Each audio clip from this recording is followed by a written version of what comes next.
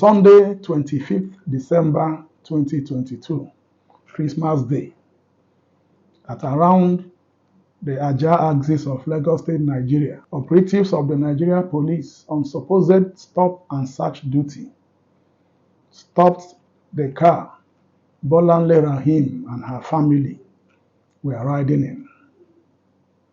As the husband, who was the one driving, made to stop, gunshots rang out.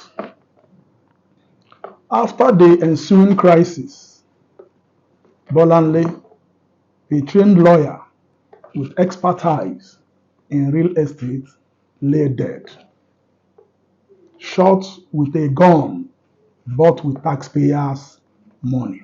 The man who pulled the trigger was one Dramdi Vandi, an ASP of the Nigeria Police. A lot of reactions have trailed this dastardly act. Governors, police hierarchy, the presidency, and even presidential candidates have all condemned the shooting and called for swift justice for Bolanle. Upon the death of this trained lawyer, information came to light that earlier in December, one Gafaru Buraimo, a Nigerian citizen too, was shot and killed by officers attached to the same police unit around Ajiwe in the Ajah axis. Perhaps this news and information may not have received the prominence it's receiving now concerning Gafaru, if not for the death of Bolanle. Who knows? Before now, hundreds of innocent Nigerians have been shot and killed by the same police they trusted to protect them. Many more have been injured, permanently disabled from police gunshots. The 2022 October NSAS protest was basically a reaction to police brutality. This now brings us to the fearful but inevitable question: who is next and when? Who is the next person to be wasted? This may sound insensitive, but that is the reality of our time. We have to find out, and that is the reason we need to look at this very, very seriously. Over time, we have had this same thing. We've gone through this pathway before now. Someone is shot and killed by the police. There's a lot of noise, a lot of condemnation from the government down to the citizenry. And after some time, life goes on. Nothing is done to reform the system. And after some time, the same thing happens. This is the reason I believe that the best way to immortalize Bolanle Raheem, and indeed all other innocent Nigerians who have been wasted by the police, is to do the following. 1, a total and complete overhaul of the police system in Nigeria. By this I mean 1, the recruitment policy and strategy of the Nigeria Police has to be looked into. Do we do background checks of the people we are bringing into the force? What are the systems put in place to know the people we are recruiting into our police force? Some time ago, a retired police chief lamented during one of the recruitment exercises that criminal elements were part of the people enrolled in that particular exercise into the police force. If a police chief could lament about this, what do you expect to be the lot of the citizens that are employed to protect? 2, the training and retraining of the police officers and rank and file, with an understanding of what modern policing is all about. 3, the standard operating procedures of the Nigeria Police. When do you shoot? When do you shoot? What do you shoot for? How do you handle civilians? How do you handle suspects? We need to redefine the standard operating procedures and get the men to follow them strictly. 4, discipline and supervision of the police force. What is their discipline about? Who supervises them? We need to sit down and find these things out and handle them with a view to total reforms. On this note, lastly, the welfare of these men in black. Don't expect a man whose accommodation is ramshackled to do so much about protection. We need to call a spade a spade. How is their pay? How do you handle the allowances? Some of them work 48 to 72 hours non-stop.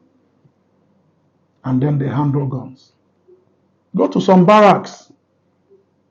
It's nothing to write home about. This is part of the reform we're talking about.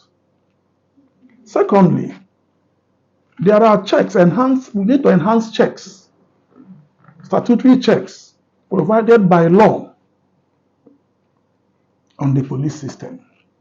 Section 34 of the Administration of Criminal Justice Act 2015, the ACJA, provides for chief magistrates to undertake at least monthly visits to police and other law enforcement detention centers, unscheduled visits, to see the cells, to interview suspects, and to call for books and documents to know who came in and who went out. I've been part of some of these visits over time. A lot have been revealed, a lot have been unraveled about the force. Allied with this also is Force Order 20 of the Nigerian police. The Force Order 20 of the police, which is an extant provision and order, a directive of the Nigerian police to all formations nationwide, is to the effect that lawyers, independent and external lawyers, should be allowed to interview detainees with a right to assisting in the upholding of their rights. Police formations are mandated to open their doors to lawyers, especially the detention cells, the centers where people are kept, so that these lawyers can interview them and assist towards a quick dispensation of justice for these people. Those that should be given bail, the lawyers can assist for administrative bail. Those that also should be charged to come should be charged and, given speedy attention. This is another angle that we should try to take up. The visitation by magistrates need to be done and done as often as the law says, if not more often. So with also the lawyers who come in based on Force Order 20. We have what is called the Police Duty Solicitor Scheme, PDSS, which is connected, which is an offshoot of that Force Order 20. We need to up this strategy in helping to bring to the barest minimum instances of abuse by our police. And then thirdly, the Nigerian Bar Association, NBA, is touted as the biggest bar association in Africa. Yes, it has hundreds of thousands of members. But in this aspect, the NBA needs to come forth and take up the issues of violations of the rights of citizens more than it used to do. Yes, the NBA is set up for the welfare of its members, yes, but that's not the only reason it is set up. It's to uphold the rule of law. It's to check abuses by government, by other bodies. And in the case of Bolanle, this is one of such occasions where the NBA should use as a stepping stone to up its game. Working with other CSOs and NGOs, the NBA can set up toll-free lines for Nigerian citizens to call when there are instances of abuse and violation of their rights. when the law enforcement agencies see that people have woken up, a lot of these issues will be laid to rest. For now, we cannot just take this instance of Bolanle as usual. I'm calling for everyone that should rise so that Nigerians, not just Bolanle, will no more be wasted the way they've been wasted. I pray that the soul of Bolanle and all others who have gone this way rest in peace. It is time for us to work for a better nation. Thank you.